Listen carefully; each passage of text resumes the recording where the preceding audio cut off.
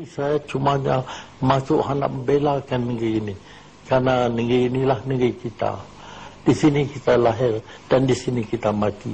Bila saya mati dalam perjuangan, asalnya saya tidak lepaskan tangan saya apabila lihat kejadian dalam negeri seumpama ini.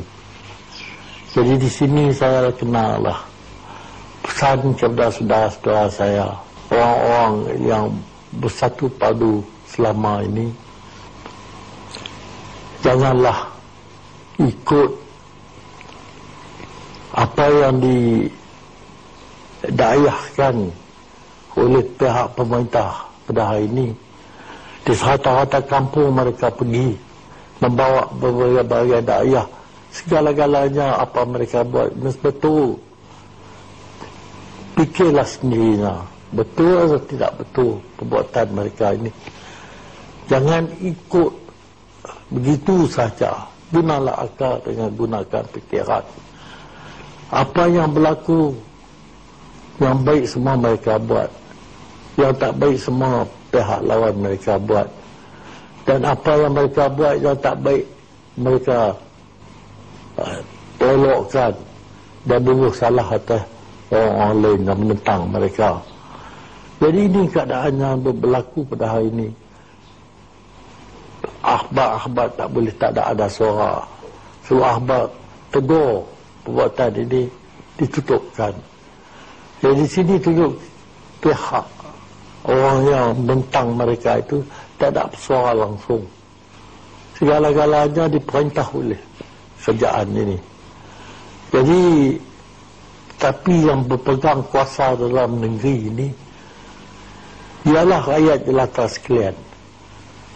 Jadi kalau tak timbang apa yang sebenarnya dan menggunakan akal fikiran untuk menimbang satu perkara yang disebut oleh kerajaan, negeri ini akan rosak. Kalau rakyat boleh faham segala-galanya itu, pada akhirnya mengundi di tangan rakyat. Dan rakyat sendiri boleh lantikkan siapa yang boleh jadi ketua di sini. Rakyat jelata apa kira apa, timbanglah sendiri. Kerana lampu ajaib itu ada di tangan rakyat jelata sekalian. Jangan bagi orang Melayu berpecah belah sampai jadi hancur lebur dan balik kepada asal kita ini lemah. Tak ada suara, tak ada kekuatan. Jadi rakyat jelata lah, dalam tangan mereka ada kekuatan itu. Gunalah akal, jalanlah kekuatan itu untuk memeliharakan negeri Malaysia yang dikasihi ini.